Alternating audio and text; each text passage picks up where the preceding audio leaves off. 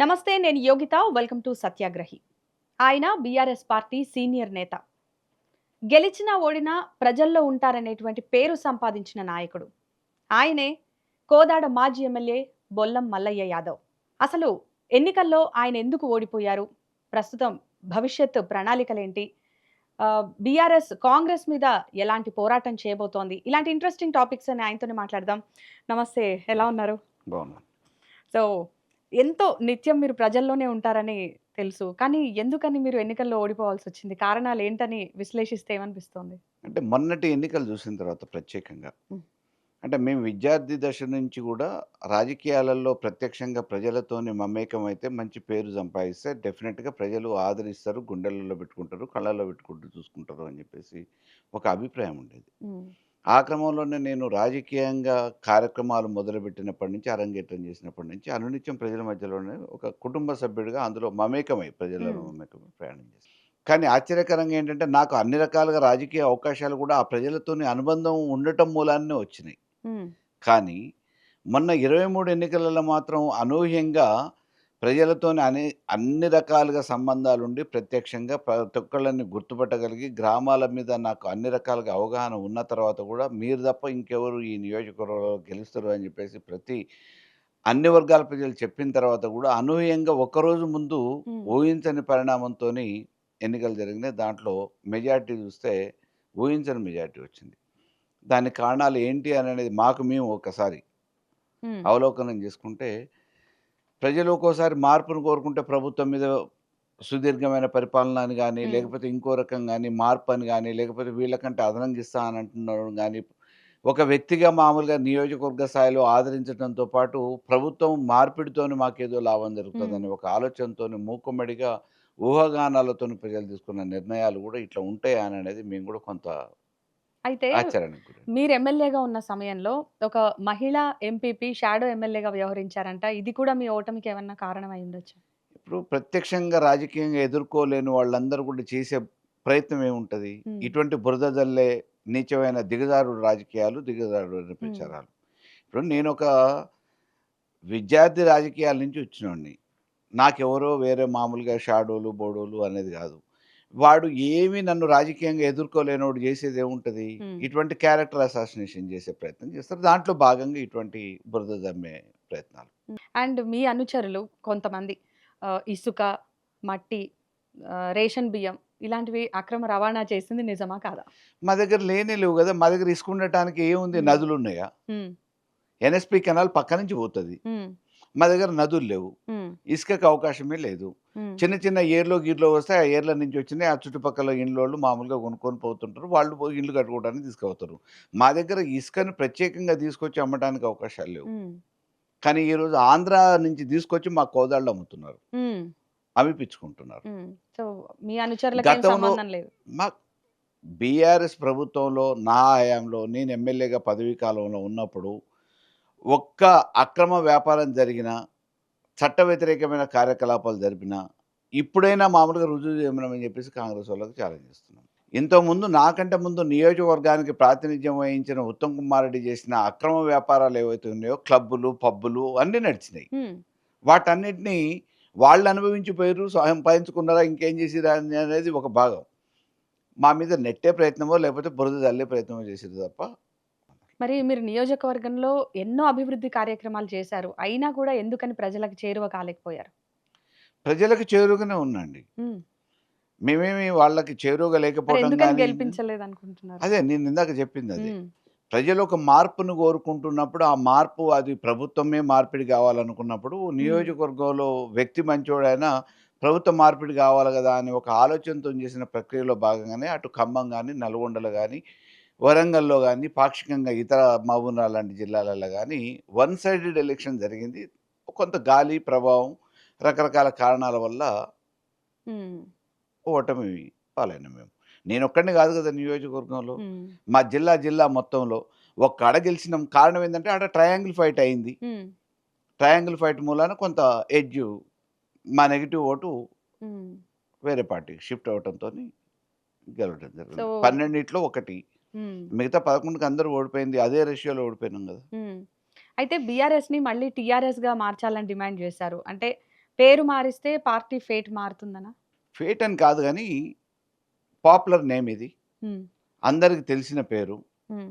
ఈ టీఆర్ఎస్ ఉంటే మామూలుగా మన ప్రాంతీయ పార్టీ గాబట్టి, మన ప్రాంతీయ సమస్యల కోసమే ఉద్భవించిన పార్టీ గాబట్టి, అదే పేరుతోని కొనసాగిస్తే బావుంటదనేది కొంతమంది అభిప్రాయం. ఆ అభిప్రాయంలో భాగంగానే సరే బీఆర్ఎస్ ఆ రోజు ఉన్న పరిస్థితులలో దేశవ్యాప్తంగా విస్తరించాలనే ఆలోచనతోని ప్రత్యామ్నాయంగా ఎన్డీఏ ప్రభావం గూడా తగ్గుతున్నది గాబట్టి, రేపు రానున్న పరిస్థితులలో మన ప్రాంతం నుంచి ఒక నాయకుడుగా మన పార్టీకి గూడా అవకాశం ఉంటదనే ఒక హ్మ్. అభిప్రాయంతోని ఆ రోజు బీఆర్ఎస్‌గా జాతీయ పార్టీగా అంకురార్పణ జరిగింది. కానీ మారుతున్న పరిస్థితులలో మనం మళ్ళీ టీఆర్ఎస్‌గానే కొనసాగితే బావుంటదనేది కొంతమంది వాదన గూడా ఇనిపియడం జరిగింది. అభిప్రాయం గూడా. ఏదైతే ఎన్నికల్లో ఓడిపోయారో, ఓడిపోయిన తర్వాత మీరు మళ్ళీ కేసీఆర్‌ని కలిసారా? ఏం మాట్లాడారు? ఫ్రీక్వెంట్‌గా ఎలక్షన్స్ హ్మ్. అయిన 2 డేస్‌కి కూడా కలిసాం. హ్మ్. కౌంటింగ్ అయిన తర్వాత. హ్మ్. అంటే ఏముంటది ఆయనేం మామూలుగా సహజం. జెప్పారు మీకు అని? ఒక నేతగా ధైర్యం చెప్తారు గదా! హ్మ్. ఈ ఓటములు, గెలుపులు సహజమే. వీటన్నిటి గురించి గాదు. మనం తెలంగాణ ప్రజానీకం కోసం మళ్ళా పోరాటం చేద్దాం. తప్పకుండా ఫైట్ చేద్దాం. రేపు రానున్న భవిష్యత్తు మనదే అని చెప్పేసి ఒక అధినేతగా మాకు ఆ రకమైన సంకేతాలు ఇవ్వటంతో పాటు హ్మ్. హితబోధ గూడా చేస్తారు గదా! మరి కేటీఆర్ పాదయాత్ర ఎప్పుడు ప్రారంభిస్తారు? అనువైన సమయాన్ని ఆలోచించాల్సిన అవసరం ఉంది గదా! హ్మ్. ఎందుకంటే ఇది కొంత ఎర్లీ అయితదేమో అనేది. హ్మ్. నిత్యం ప్రజలలోనే ఉంటున్నారు. సమస్యలు అనేకమున్నాయి. హ్మ్. ఎక్కడ సమస్య ఉంటే అక్కడ ప్రత్యక్షమవుతున్నారు. ఈ సమస్యల మీద పోరాటం జరుపుతున్నప్పుడు పాదయాత్ర అనేది ఒక సుదీర్ఘమైన ప్రయాణం కొనసాగించాల్సి ఉంటది కాబట్టి, దానికి కొంత సమ సమయానుకూలంగా, సందర్భానుసారంగా రేపు పరిస్థితిని బట్టి ప్రయాణం చేసాం. మరి మీ నియోజకవర్గంలో ప్రభుత్వ పథకాలు అందుతున్నాయా? అసలు ప్రజలేమంటున్నారు? రాష్ట్రం నుంచి పథకాలు లేనప్పుడు మా నియోజకవర్గానికి ఎక్కడి నుంచి వస్తాయి? హ్మ్. కొబ్బరికాయలు కొట్టి హడావుడి చేస్తున్నారు. హ్మ్. మా దగ్గర ఇంకా కొంచెం అదనంగా చేస్తారు. ఎందుకు అనంటే, సరే అది మొదటి నుంచి అక్కడ ఉన్న నాయకులకి హుజూర్‌నగర్, కోదాడులో ఉన్న ఉత్తమ్ కుమార్ రెడ్డి, పద్మావతికి ఆర్భాటాలు చేయటం అనేది అలవాటు. ఆ హ్మ్. అలవాటులో భాగంగా అసలు కాంగ్రెస్ ఈరోజు చేస్తున్న పథకాలేం లేవు. ఆ రోజు మేము చేసిన పనులకి కొబ్బరికాయలు కొట్టడం మర్చిపోయిన కాడనో, లేకపోతే మేము ఈ కోసకు కొడితే వాళ్ళు ఆ కోసకు కొట్టో మేమే చేసినామని గొప్పలు చెప్పుకుంటున్నారు తప్ప, ఈరోజు కాంగ్రెస్ ప్రభుత్వంలో రాష్ట్రంలోనే మా ఒక్క నియోజకవర్గం కాదు, రాష్ట్రంలో కూడా వచ్చిన నిధులు లేవు, చేసిన పనులు లేవు. అయితే యాక్చువల్‌గా నల్గొండలో చూసుకుంటే రెడ్డిల పెత్తనమే ఎక్కువగా ఉంటుందని అంటూ ఉంటారు. మరి బీఆర్ఎస్‌లో గూడా అంతే అంటారా? అంటే ఏ పార్టీలో అధికారం ఉంటే ఆ పార్టీలోకొచ్చి వాళ్ళు పెత్తనాలు చేసే పరిస్థితి హ్మ్. మొదటి నుంచి ఉంది గదా! హ్మ్. ఆ రోజు కాంగ్రెస్ అధికారంలో ఉన్నప్పుడు ఇందిరాగాంధీ పీరియడ్ నుంచి కాంగ్రెస్ మాది అని అన్నారు. ఆ తర్వాత తెలుగుదేశం వచ్చినప్పుడు తెలుగుదేశంలో కూడా మాదే పెత్తనం అని చెప్పేసి మేముంటేనే రాజకీయాలని చెప్పేసి అందులో కూడా చేసే ప్రయత్నం చేసిర్రు. అదే రకంగా బీఆర్ఎస్ వచ్చినప్పుడు కూడా ఉద్యమం జరిగిన తర్వాత మళ్ళీ మేము ఇందులోనే బావుంటదని చెప్పేసి వలస పక్షుల మాదిరిగా వచ్చినోళ్ళున్నారు. ఇందులో ఉన్నోళ్ళు కూడా ఉన్నారు. హ్మ్. అయితే రాజకీయంగా మొదటి నుంచి అలవాటు పడి దాన్ని కావాలనుకునేటోళ్ళు ముందస్తుగానే ఆలోచించుకుంటారు కాబట్టి, ఆ ఆలోచించుకొని వచ్చే క్రమంలో ఏ పార్టీలోనైనా బావిల మామూలుగా నీళ్లున్నప్పుడు కప్పలు ఎట్లయితే చేరుతాయో, ఎక్కడ అధికారం ఉంటే అక్కడికి వాళ్ళు చేరుతుంటారు. బీఆర్ఎస్‌లోకి వచ్చినా గూడా రెడ్డిల పెత్తనం అనేది ఉంటుందంటారా? వాళ్ళు చేరడం వల్ల? అంటే నేనొకటి జెప్తాను. అంటే హిస్టరీయే. హ్మ్. నేనేదో క్రియేట్ జేయటం గాదు. తెలంగాణ ఉద్యమం మొదలై ఎన్నికలలో భాగస్వామ్యమై, ఎన్నికలలో గెలిచిన తర్వాత గెలిచిన ఎమ్మెల్యేలు మొదటిసారిగా 2009 గాని, 2014 అంటే మామూలుగా ప్రభుత్వం వచ్చింది. అంతకుముందు గెలిచినప్పుడు గాని, గెలిచినోళ్ళు పార్టీ పేరు మీద మామూలుగా ఆ రోజు అవకాశం ఇస్తే గెలిచినోళ్ళు ఎంతమంది రెడ్డీస్ ఈ పార్టీలో ఉన్నారండి? హ్మ్. ఆ తర్వాత 2014లో అధికారం ఉంది. 2018కొచ్చేటప్పటికి విశ్వేశ్వరరెడ్డి గారు, జితేందర్ రెడ్డి గారు ఇటువంటి వాళ్ళు ఎంతమందిని మామూలుగా టీఆర్ఎస్ మీద కత్తిగట్టి కాంగ్రెస్‌కే అని చెప్పేసి అనుకూలంగా సహకరించే ధోరణిని అవలంబించారు. 2023కొచ్చేటప్పుడు కూడా అదే పరిస్థితి జరిగింది గదా! కాబట్టి వాళ్ళు ఎక్కడున్నా గాని అధికారం గావాలనుకుంటారు గాబట్టి, అధికారం ఎక్కడుంటే అక్కడికి బోవాలనుకుంటారు గాబట్టి, ఈ బీఆర్ఎస్ పార్టీలు గూడా వాళ్ళు అన్ని రకాలుగా అధికారాన్ని అనుభవించి, పదవులను అనుభవించి, డబ్బులు సంపాదించుకొని, ఈరోజు మళ్ళీ అధికారం కోసం వేరే పార్టీలకు పోయినోళ్ళే తప్ప, ఈ పార్టీని పట్టుకొని లేరు గదా! హ్మ్. ఒక్క బీఆర్ఎస్సే గాదు. హ్మ్. ఏ రాజకీయ పార్టీలో గూడా వాళ్ళు వాళ్ళ స్వలాభం, స్వార్థం తప్ప, పదవుల వ్యామోహం తప్ప, రాజకీయంగా ఆ పార్టీకి కట్టుబడి పనిచేయాలి. పని చేసిన అవకాశం ఇచ్చిన ఆ పార్టీలకి మనం ప్రజలకి ఉండాలా, కట్టుబడి ఉండాలనే ఒక ఆలోచన చేసిన సందర్భాలు చాలా తక్కువ. ఇక రైతుల విషయానికొస్తే పొలాలకు నీళ్లు రావు. రైతులకంట కన్నీరు మాత్రమే వస్తుందంటున్నారు. అసలు ఎందుకు ఈ పరిస్థితి వచ్చిందంటారు? వాళ్ళ అవగాహన రాహిత్యం, హ్మ్. అనుభవ రాహిత్యం, హ్మ్. చేయాలనే శ్రద్ధ లేకపోవటం, ఎవరి మీదనో ఒకళ్ళ మీద నెపం నెట్టడానికి నిర్లక్ష్యం. ఆ పాపాలు ఈరోజు ప్రజల్ని, రైతుల్ని ఇబ్బంది పెడతా ఉన్నాయి. సో, వందల ఎకరాలు ఎండిపోతున్నా సరే, కాళేశ్వరం నుంచి నీళ్లు వదలడానికి ప్రభుత్వానికున్న ఇబ్బందేంటసలు? 100 ఎకరాలు అంటే ఎండిపోతున్నా గాని వందలాది ఎకరాలు ఈరోజు వాళ్ళకి చీమ కుట్టినట్టు కూడా లేదు గదా! హ్మ్. అక్కడ మామూలుగా ఇసుకనైతే దోలుకుపోతున్నారు గదా! రోజుకు 1000 లారీలల్ల ఇసుక తరలిస్తున్నారు. హ్మ్. ఆ పైసలు ప్రభుత్వానికొస్తున్నాయా? మధ్యలో ఎన్ని చిట్లు పడుతున్నాయి? హ్మ్. ఎవరి జేబులు నిండుతున్నాయి? ఎవరు కడుపులు నింపుకుంటున్నారు? హ్మ్. ధనదాహంతోని ఈరోజు రైతుల పొట్టగొట్టి నీళ్లు రానీయకుండా ఒక పిల్లర్ కూలిపోయింది, కుంగిపోయిందని ఒక నెపం చూపించి, ఆడ ఉన్న ఇసుక కోసం వేల లారీలలో ఇసుకను తరలించుకుంటూ ప్రభుత్వ ఖజానాకి గండి కొట్టి జేబులు నింపుకుంటున్నారు. ఇక పొలాలకు నీళ్లు రావాలంటే కేటీఆర్ రావాలని ప్రజలు అంటున్నారన్నారు. సో, అంటే కేటీఆర్ సీఎం అవ్వాలనా? సీఎంగా రావాలనా? అంటే కేటీఆర్ గారు ఈరోజు మామూలుగా యువకుడు, హ్మ్. ఉత్సాహవంతుడు, ఇంకా రేపు రాజకీయ భవిష్యత్తున్న నాయకుడు. తప్పకుండా ప్రజల మధ్యన ఇదే రాజకీయమే ఆయన వ్యాపకం కాబట్టి ప్రజల మధ్యలో ఉండాలి అనంటే పాదయాత్రలు చేయాలి. హ్మ్. తప్పకుండా ప్రజల్ని గెలవాలి. సమస్య ఎక్కడుంటే అక్కడ ప్రత్యక్షమవ్వాలి. ఈరోజు ప్రభుత్వం ఎంత చేసినా దున్నపోతు మీద వర్షం కురిసినట్టే వ్యవహరిస్తుంది కాబట్టి ప్రతిపక్ష నాయకులు గట్టిగా ప్రశ్నించేటోళ్ళుంటే అప్పుడన్నా వాళ్ళలో కదలిక వస్తదేమో అని చెప్పేసి ప్రతిపక్ష నాయకుల కోసం ఎదురు చూస్తున్నారు. ఆ ప్రతిపక్షం ఏది అనంటే ఇయాల బీఆర్ఎస్సే. ఆ బీఆర్ఎస్‌లో ఎవరు నాయకుడంటే కేటీఆర్ గారు. హ్మ్. ఇక అసెంబ్లీలో జగదీష్ రెడ్డి సస్పెన్షన్‌ని మీరెలా జూస్తారు? అంటే ఒక ప్రజల సమస్యని వివరించే గొంతు నొక్కడం అనేటువంటిది మీరు అనుకుంటున్నారా? అంటే ఎట్లా ఇయాల జూస్తారు దీన్ని? కొత్తేం గాదు గదండీ! ఈ సస్పెన్షన్‌లు ఆనవాయితీ. ఈ అసెంబ్లీయే గాదు. ఏ ప్రభుత్వం ఉన్నా, ఏ అసెంబ్లీలోనైనా ఈ సస్పెన్షన్‌లనేది ఆనవాయితీ. దాన్ని పెద్ద ప్రత్యేకంగా చూసేదేముంటది? హ్మ్. సహజం. హ్మ్. ప్రతిపక్షం అన్నాక గొంతు నొక్కేస్తారు. హ్మ్. కానీ సస్పెన్షన్‌లు ఇయ్యాల కొత్తనా? హ్మ్. అసెంబ్లీ పుట్టినప్పటి నుంచి ప్రజాస్వామ్యంలో ఏ పార్టీ అధికారంలో ఉన్నా ప్రతిపక్షం వాళ్ళని గొంతు నొక్కేసే ప్రయత్నంలో భాగంగా ఇక మీ పార్టీ సస్పెన్షన్‌లు వాళ్ళు గూడా జేశారంటారా అట్లా? ప్రజల ఎవరే సమస్యలు వివరించే క్రమంలో, లేదా వాళ్ళ బాధ్యతలు చెప్పేటువంటి క్రమంలో అంటే మనం చూసాం గదా! దానికెవరు అతీతులు గాదు గదా! హ్మ్. ఏమంటామంటే అసెంబ్లీలో సహజమైన ప్రక్రియ. హ్మ్. అధికార పక్షం, ప్రతిపక్షం ఉంటది. ప్రతిపక్షం వాళ్ళ గొంతు నొక్కటానికో, మామూలుగా వాళ్ళు సమాధానం చెప్పలేని పరిస్థితులను హ్మ్. ఏదో ఒక నెపం నెట్టి సస్పెన్షన్ చేయటం అనేది అసెంబ్లీలో ఎప్పటినుంచో జరుగుతున్న ఆనవాయితీ. ఆ క్రమంలో దానికి పెద్ద ప్రత్యేకంగా చూడాల్సినంత అవసరం అంటే ఏమున్నది. మీ పార్టీ వాళ్ళు గూడా ఇలా చేసిన దాఖలాలుంటాయి గదా! సో, అప్పుడు గూడా అంతే అందుకే అంటారా మీరు? నేనేమంటున్నా అంటే అది సహజం. హ్మ్. దాని గురించి పెద్ద చర్చే లేదు. ఇక రాష్ట్రంలో జరుగుతున్నటువంటి అక్రమ అరెస్ట్‌లని మీరెట్లా జూస్తారు? ఈరోజు పోలీసోళ్ళని అడ్డం పెట్టుకొని ప్రభుత్వాన్ని నడపాలనే ఒక కుటిల ప్రయత్నం చేస్తుంది ప్రభుత్వం తప్ప, వాళ్ళ అసమర్థతని ఇంకోసారి మామూలుగా చాటి చెప్పుకోవడానికి, గొంతు నొక్కే ప్రయత్నం చేయడానికి పోలీస్ కేసులను ఎంచుకుంది. హ్మ్. సోషల్ మీడియాలో పెడితే పోలీస్ కేసులు, వాళ్ళని ప్రశ్నిస్తే అధికారులను ప్రశ్నిస్తే పోలీస్ కేసులు, గ్రామాలలో వాళ్ళ నాయకత్వాన్ని ప్రశ్నిస్తే పోలీస్ కేసులు ఏదో ఒక నెపంతోని నెట్టే ప్రయత్నం చేస్తుంది. ఆఖరికి కింది స్థాయి కార్యకర్త నుంచి మొదలుపెట్టుకొని మా వర్కింగ్ ప్రెసిడెంట్ కేటీఆర్ దాకా అదే హ్మ్. రకమైన ప్రయత్నాలు చేసే ప్రయత్నాలు చేస్తున్నారు వాళ్ళు. ఇక ఉత్తమ్ దంపతులు కమిషన్‌లు దండుకుంటున్నారనన్నారు. సో, అదేమన్నా రాజకీయ ఆరోపణ? లేదంటే ఆధారాలున్నాయా నిజంగా? కౌంటర్‌లు పెట్టుకున్నారండి. ఆ! మీకు ఈరోజు పౌర సరఫరాల శాఖ మంత్రిగా బాధ్యతలు వహిస్తున్న ఉత్తమ్ కుమార్ రెడ్డి. హ్మ్. మిల్లర్లు కొంటమంటే కొంటమన్న మిల్లర్‌లకి ఇవ్వకుండా టెండర్‌ల పేరు మీద కొంతమందిని కాంట్రాక్టర్‌లని ఈయన తయారు చేపించుకొని, హ్మ్. మిల్లర్లు కొంటమన్న రేటు కంటే తక్కువ రేటుకి టెండర్‌లేపిచ్చి వాళ్ళకి అగ్రిమెంట్ జేసి, అటు ప్రభుత్వ ఖజానాకి గండి కొట్టి, హ్మ్. ఇవ్వాల్టి వరకు గూడా వాళ్ళ దగ్గర నుంచి డబ్బులు కట్టించుకోకుండా వాళ్ళకి దాదాపుగా సంవత్సరం దాటిపోయినా మళ్ళా ఎక్స్‌టెండ్ చేసుకుంటూ 3 నెలలు మళ్ళీ ఎక్స్‌టెన్షన్ నిన్నగాక మొన్న జీవో అంటే దీంట్లో అంతరార్థం ఏంది? ప్రభుత్వకొచ్చే ఖజానాన్ని పోగొట్టిర్రు. వచ్చే రాబడిని పోగొట్టిర్రు. అదనంగా ఇచ్చేదానికంటే తక్కువకే టెండర్‌లు పాడిచ్చిర్రు.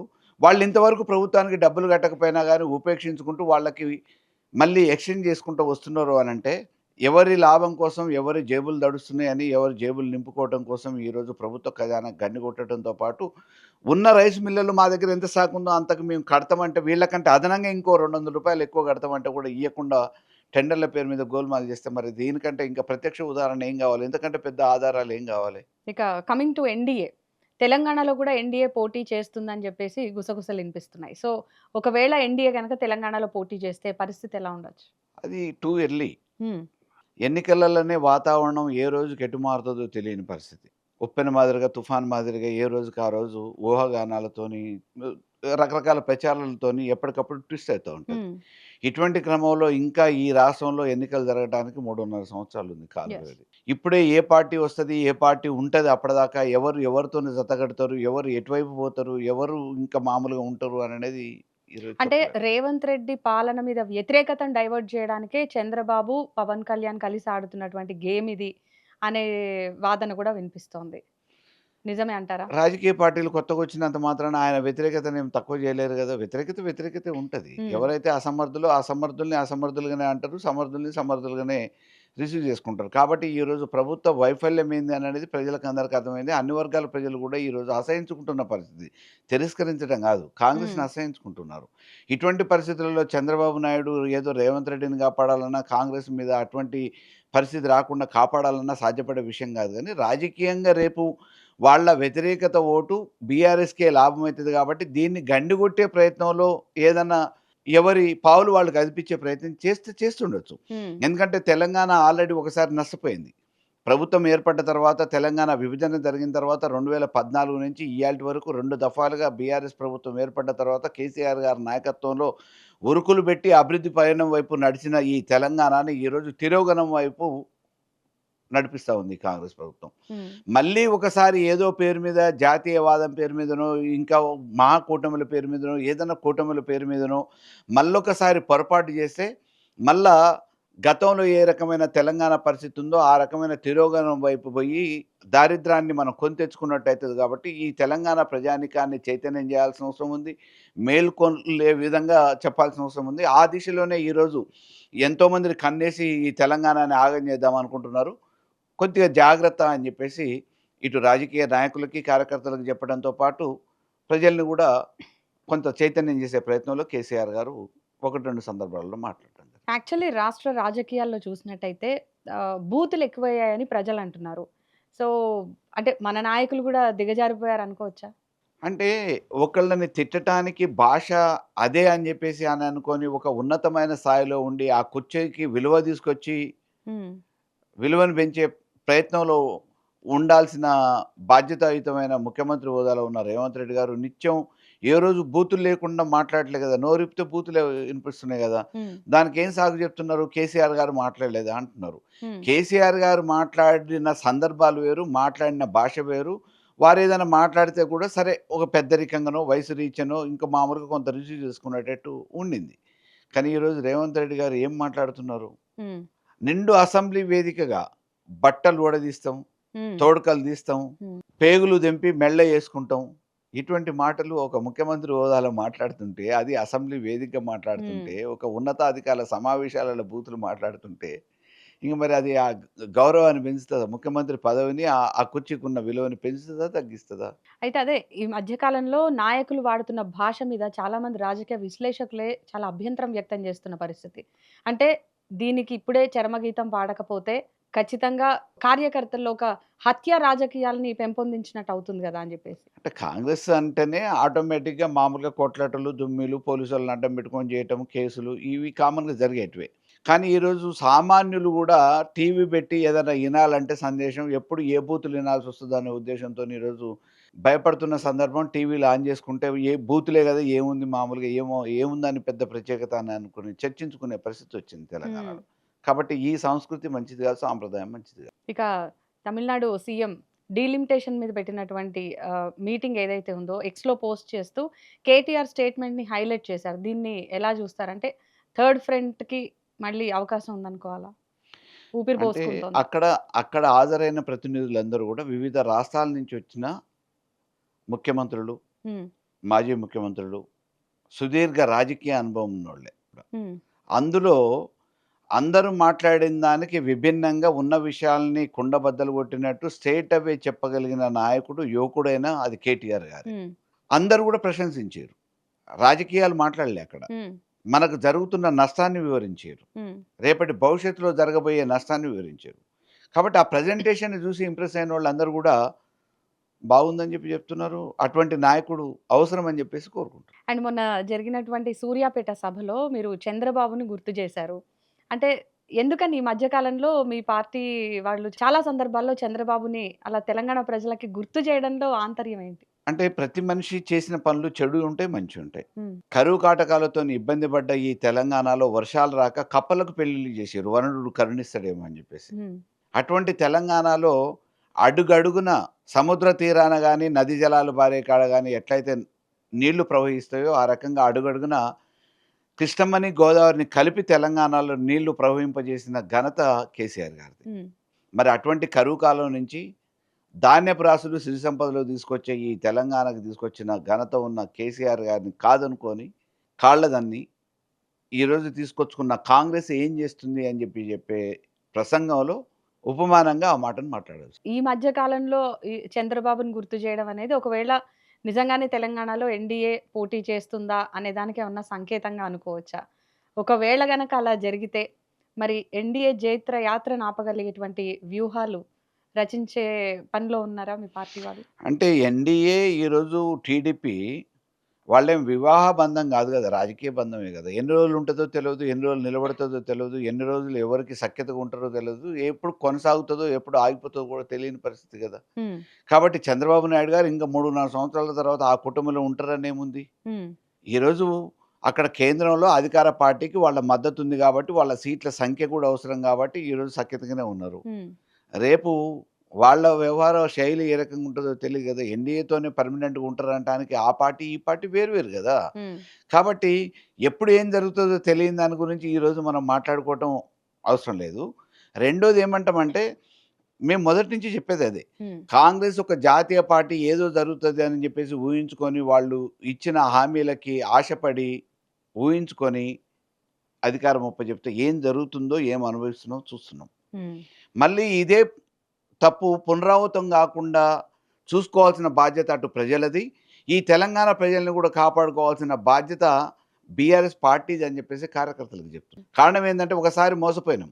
హ్మ్. తెలంగాణ రాకముందు ఏ రకంగానైతే ఉన్నానో ఈ కాంగ్రెస్ పాలనలో మళ్ళీ అది వాళ్ళు జ్ఞాపకం తీసుకొస్తున్నారు.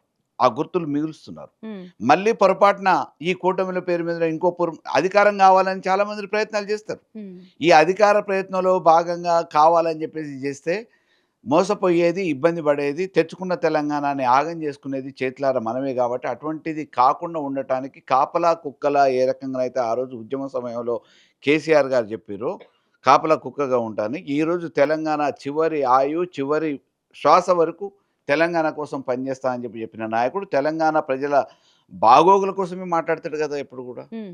వాళ్ళ ఉన్నతికి మించింది ఇంకొకటి లేదు గదా! ఆయన ధ్యేయం. హ్మ్. కాబట్టి ఈరోజు వేరు వేరు శక్తులు వచ్చే ప్రయత్నం చేస్తాయి. ఆదాయం కలిగిన ఈ తెలంగాణ మీద కన్నేస్తాయి. కాబట్టి జాగ్రత్త అని చెప్పి చెప్తున్నారు. సో, జనరల్‌గా ఉద్యమంలో ఎంతో సుదీర్ఘ అనుభవం కలిగినటువంటి మీ పార్టీకి బేసిక్‌గా ఈ హామీల మీద ప్రభుత్వాన్ని ఎండగట్టడంలో పార్టీ సక్సెస్ అయిందని అనుకుంటున్నారా? మాకంటే ముందు మామూలుగా సామాన్యులే మాట్లాడుతున్నారు గదా! హ్మ్.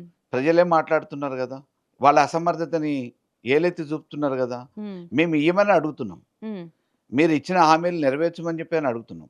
కానీ ఇయ్యటంలో వైఫల్యం చెందిన ఈ ప్రభుత్వాన్ని అడుగడుగునా ఈరోజు ప్రతిపక్ష నాయకుల కంటే, రాజకీయ నాయకుల కంటే ప్రజలే నిలదీస్తున్నారు గదా! రీసెంట్‌గా ఈ ఎల్ఆర్ఎస్ మీద వస్తున్నటువంటి వివాదం ఏంటసలు? ఆ రోజు ఏమన్నారండి కాంగ్రెసోళ్ళు? హ్మ్. ఒక్క రూపాయి తీసుకోకుండా చేస్తామన్నారు. ఇయాల మీరు మామూలుగా చేయండి అని అంటున్నారు. అందులో 10% మామూలుగా అర్హత ఉంటేనే చేస్తాము. అర్హత లేకపోతే 10% కట్ చేసుకొని 90% ఇస్తామని అంటున్నారు. హ్మ్. దానికి ఒక నియమ నిబంధనలు లేవు. అక్రమ లేఅవుట్లే అని చెప్పినప్పుడు మరి వాటిలో చేయాల్సిన నియమ నిబంధనలు పెట్టకుండా కేవలం ఆదాయ మార్గాల కోసం ఈరోజు ఆదాయాల కోసం కాంట్రాక్టర్లకి, కమిషన్‌లకి బిల్లులు ఇయ్యటం కోసం, ఆదాయాన్ని పోగు చేసుకోవటం కోసం ఇటువంటి కొత్త కొత్త పథకాలు తీసుకొచ్చి ప్రజల్ని ఇబ్బంది పెట్టడం ఎందుకు? హ్మ్. ఆ రోజు చెప్పిందొకటి, ఈరోజు అధికారంలోకొచ్చిన తర్వాత చేస్తున్నదొకటి గదా! అండ్ మీ మీద కొన్ని క్రిమినల్ కేసులు 2 క్రిమినల్ కేసులు నమోదయ్యాయి. అవేంటో చెప్తారా? అండ్ కొన్ని సెక్షన్స్ కింద గూడా కేసు నమోదైంది గదా! ఇప్పుడేం లేవండి. అప్పుడు మేము అంటే తెలంగాణ కంటే ముందే హ్మ్. మాకు రాజకీయంగా అక్కడ ఉన్న ఆధిపత్య పోరులో హ్మ్. కేసులు పెట్టిర్రు. ఆ హ్మ్. కేసుల్ని న్యాయపరంగా ఆల్రెడీ కొట్టేయటం కూడా జరిగింది నాకు తెలిసి. హ్మ్. సో, ఇప్పుడేమి ఇప్పుడేం బీసీలో మంచి పేరున్నటువంటి మీరు అంటే ఒక బీసీ నేతగా మీకు టికెట్ ఇచ్చింది పార్టీ. అంటే ఎందుకు మీరు ఓడిపోవడానికి బీసీలో ఐక్యత లోపించడం కారణం అని గూడా అనుకోవచ్చా? అంటే బీసీలో ఐక్యత లోపించింది అనే దానికంటే, జీర్ణించుకోలేని కొంతమంది ఆధిపత్య కులాల వాళ్ళు హ్మ్. కత్తిగట్టి కూడా దీనికి వెనక అంత ప్రయత్నం చేస్తారు కదా! హ్మ్.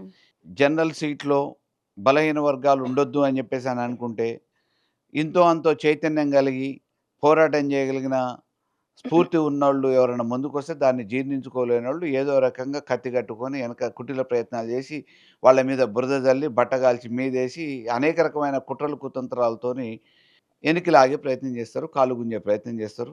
ఆ ప్రయత్నంలో భాగంగా మా జిల్లాలో కొద్దిగా ఎక్కువ. హ్మ్. దానికి ప్రతిపక్ష నాయకులేమో మా ప్లేస్‌ని వీళ్ళు గుంజుకపోయారు అని చెప్పేసి అని అనుకుంటే, స్వపక్షంలో ఉన్నోళ్ళు కూడా మాకెక్కడ పోటీ అయితారో అనే ఒక అభద్రతా భావంతోని వీళ్ళు వాళ్ళు మిలాఖతై రాత్రిపూట పార్టీలతోని సంబంధం లేకుండా వాళ్ళ ఆధిపత్యం కోసం ఒకళ్ళకొకళ్ళు చేతులు కలుపుకొని చేయటం అనేది మా జిల్లాలో కొద్దిగా ఆనవాయితీ. సో, అదే జరిగింది. మరి ఏ రకంగా బీసీలు రాజ్యాధికారం దిశగా వెళ్తారని మీరనుకుంటున్నారు? ఏదో ఒక రోజు చైతన్యం వస్తది. హ్మ్. ఏది కూడా మొదటి రోజు నుంచి కాదు గదా! 1969లో తెలంగాణ ఉద్యమం మధ్యలో ఆగిపోయింది. తర్వాత దాన్ని ఎత్తుకున్నోళ్ళు లేరు. హ్మ్. కేసీఆర్ గారొచ్చిర్రు. పట్టు వదలని విక్రమార్కుడు మాదిరిగా 14 సంవత్సరాలు పోరాటం చేసిండు, సాధించిండు. హ్మ్. అట్లనే ఈ బీసీలకు కూడా నాయకత్వం వస్తది. ఎవరో ఒకళ్ళొస్తారు, సారథ్యం వహిస్తారు. తప్పకుండా చైతన్యం వస్తది. జరుగుతున్న అవమానాలు, ఇబ్బందులు, ఈ వర్గాలకు ఏం జరుగుతుందో ప్రత్యక్షంగా చూసే రోజొస్తది. డెఫినిట్‌గా మార్పు. జనరల్‌గా జీతాలు ఇవ్వలేని పరిస్థితి ఉంది అని చెప్పేసి రేవంత్ రెడ్డి గారు ఓవైపు అంటూనే, మరోవైపు అన్‌ఎంప్లాయ్‌మెంట్ బెనిఫిషియరీ స్కీమ్స్ అని చెప్పేసి వెబ్‌సైట్స్ విడుదల చేశారు. దీన్ని ఎట్లా చూస్తారు మీరు? ఆయనే సమాధానం చెప్పాలి. ఎందుకంటే అయోమయం ఉంది. పొద్దున ఒకటి మాట్లాడుతున్నాడు, రాత్రి ఒకటి మాట్లాడుతున్నాడాయన. హ్మ్.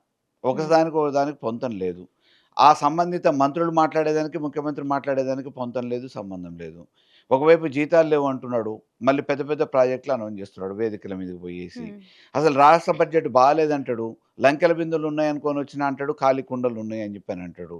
జీతాలేయలేని దుస్థితి అంటాడు. తెలిసి మరి హామీలిచ్చిండు. కాబట్టి ఈరోజు ఆయన మాట్లాడుతున్నది ఏం మాట్లాడతాడో, ఎందుకు మాట్లాడుతున్నాడో, జనాల్ని ఇంప్రెస్ చేయడానికి మాట్లాడుతున్నాడా? లేకపోతే ఎక్కడన్నా అయోమయంలో మాట్లాడుతున్నాడా? అవగాహన ఉండి మాట్లాడుతున్నాడా? లేక మాట్లాడుతున్నాడా? అనేది చాలా కన్‌ఫ్యూజన్ ఈవెన్ ఇంటెలెక్చువల్ గ్రూప్‌లో ఉంది. ఆయనతో పనిచేసే ప్రభుత్వంలో ఉన్న అధికారులకు గూడా అటువంటి కన్‌ఫ్యూజన్. ఇక మీ ఎక్స్‌పీరియన్స్‌తో బేసిక్‌గా రాజకీయాల్లో రాణించాలంటే ఏం చేయాలంటారు? దీనికేం ప్రత్యేకంగా ట్రైనింగ్ ఏమి ఉండదు గదండీ! హ్మ్. రాణించడం అంటే ఇప్పుడున్న పరిస్థితులలో భజనలు చేయటం వచ్చినోడు కొంత రాణిస్తాడేమో! హ్మ్. ఆ భజనలు అందరూ చేయలేరు. ఇగ ఇప్పుడు కార్పొరేటు వ్యవస్థ మాదిరిగా కార్పొరేటు నాయకులు గూడా వస్తున్నారు గదా! నిత్యం జనాలలో ఉండి, జనాల సమస్యల కోసం పోరాటం జేసి, జనాల మధ్యలనే ఉండి మనం నాయకులు కావటం అనేది ఏముంది? హ్మ్. మనము డబ్బులు బాగా సంపాదించుకొని గూడా మామూలుగా కార్పొరేట్ వ్యవస్థ మాదిరిగా వచ్చేసి కనుక్కోవచ్చు అని జెప్పేసి అనుకునే రకమైన పరిస్థితి నాయకులొస్తున్నారు. దానికి ఆ రాజకీయ పార్టీలు కూడా ప్రోత్సహిస్తున్నాయి గదా! హ్మ్. అటువంటివి జరుగుతున్నాయి. కాబట్టి ఇందులో రాణించటం అనేదేం లేదు. చేసుకోగలిగినోడు అన్నీ మానసికంగా సిద్ధపడి, హ్మ్. దేనికైనా వెనకాడకుండా కొన్ని మామూలుగా జేసుకోగలిగినోళ్ళు కొన్ని బ్యాక్ డోర్ సిస్టమ్‌లో కొన్ని జేసుకుంటారు. కొంతమంది ఏదేమైనా పర్వాలేదు పదవుండాలనుకోని కోరుకునేటోళ్ళు కొంతమందుంటారు. హ్మ్. పర్వాలేదు గౌరవం కోరుకునేటోళ్ళు కొంతమందుంటారు. కాబట్టి ఈ ఈ రాజకీయాలలో ఈరోజు నాయకులంటేనే ఒక నమ్మకం లేకుండా అయిపోతుంది గదా! అసలు ఒక పొలిటికల్‌గా మీకున్నటువంటి గోల్ ఏంటి? ఏం చేద్దాం అనుకుంటున్నారు?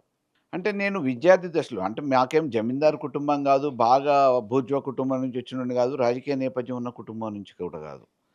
అప్పుడు మేము చదువుకునే కాలంలో ఉన్న సమస్యల మీద పోరాటం మొదలుపెట్టిన నాకు హ్మ్. బీదరికం మీద ఉన్న ఇబ్బందుల మీద రాజకీయ చైతన్యం ఏదైతే మామూలుగా అప్పుడున్న పరిస్థితులలో నాకు కొంతమంది పెద్దల ద్వారా స్ఫూర్తి ద్వారా తీసుకున్నామో ఇది కొనసాగిస్తూనే రేపు రాజకీయాలలో ప్రత్యక్ష రాజకీయాలలో ఉంటే మన వంతుగా బలహీన వర్గాలకి, అట్టడుగు వర్గాలకి బీదరికం కోసం ఏదైనా చేయొచ్చు కదా! అనే ఒక ఆలోచనతోని విద్యార్థి దశ నుంచి రాజకీయాలు కొనసాగించినాం. హ్మ్. కానీ ఆ రోజు మేము ఊహించింది వేరు. ఆ రోజు మేము అనుకున్నది వేరు.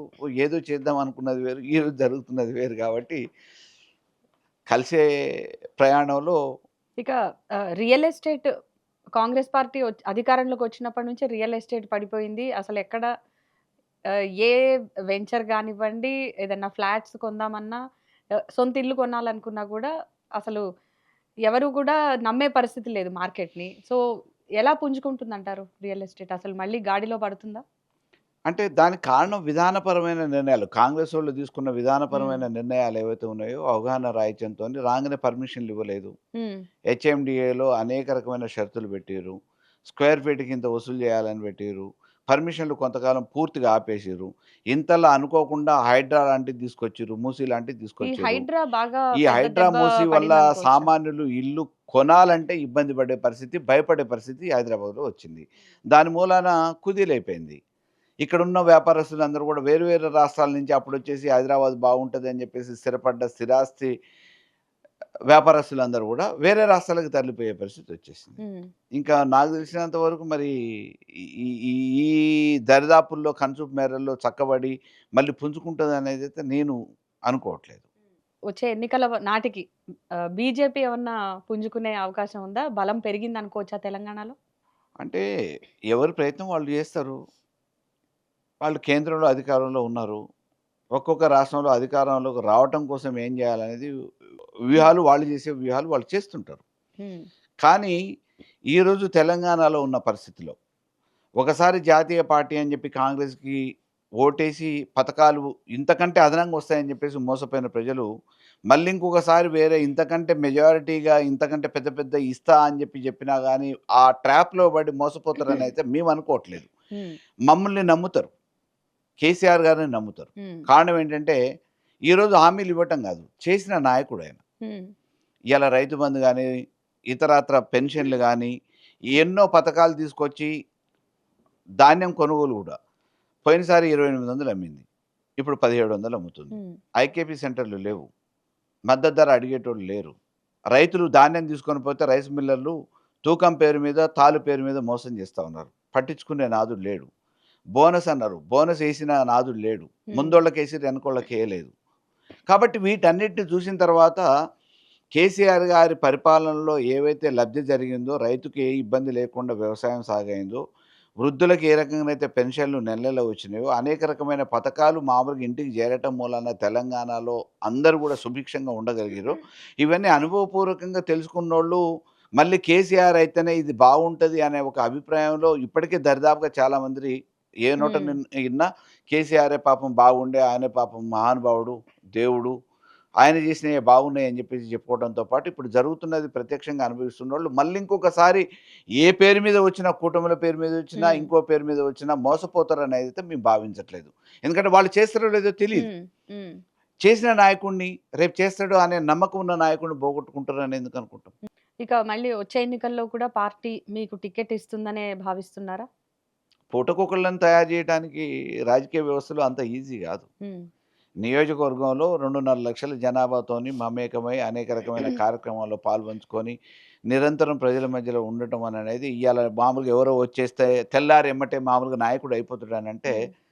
అది ఒకవేళ సరిపోయేది పార్టీ కాదు. టికెట్ ఇచ్చినా, ఇవ్వకపోయినా మీరు బీఆర్ఎస్‌లోనే కొనసాగుతారా? పార్టీ మారే ఆలోచన ఏమైనా ఉందా? అంటే నేను పదవుల కోసం పార్టీ ఎప్పుడు మారలేదండి.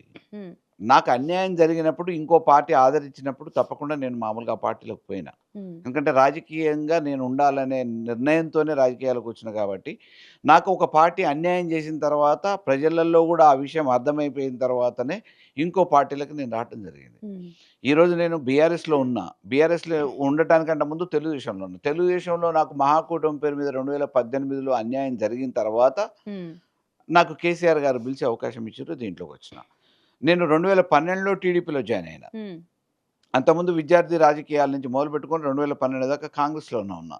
కారణం నేను రావటానికి కారణం ఏంటంటే 2009లో నాకు వచ్చిన టికెట్‌ని చేతిలోకొచ్చిన దాన్ని లాక్కొని వేరే వాళ్ళకిస్తే స్వార్థం కోసం, రాజకీయ లబ్ధి కోసం ఆహ్, ఎవరికైతే ఇప్పించిండ్రో ఆ అభ్యర్థి ఓడిపోయిన తర్వాత అనుకోని కారణాల వల్ల రాజశేఖర రెడ్డి గారు హఠాన్మరణం. ఆ తర్వాత రాజకీయంగా ఇబ్బంది జరుగుతున్న నేపథ్యంలో 2012లో అధికార పార్టీ నుంచి ప్రతిపక్షం టీడీపీలోకొచ్చాను నేను. హ్మ్. అయ్యాల నాకు మామూలుగా 6 సార్లు ఎమ్మెల్యేగా ఉన్నాయన్ని కాదనిస్తారా అని చెప్పేసి అనేక మంది నన్నారు. హ్మ్. నా కష్టం, నా శ్రమ, ప్రజలతో నాకున్న అనుబంధం, నాకు అధిష్టానం గూడా మెచ్చుకొని టికెట్ ఇచ్చే పరిస్థితిని తీసుకొచ్చింది. హ్మ్. కాబట్టి ఇయాల నేను రాజకీయ అవకాశాల కోసం, అవసరాల కోసం ఇంకో పార్టీ మారతా అని చెప్పనను.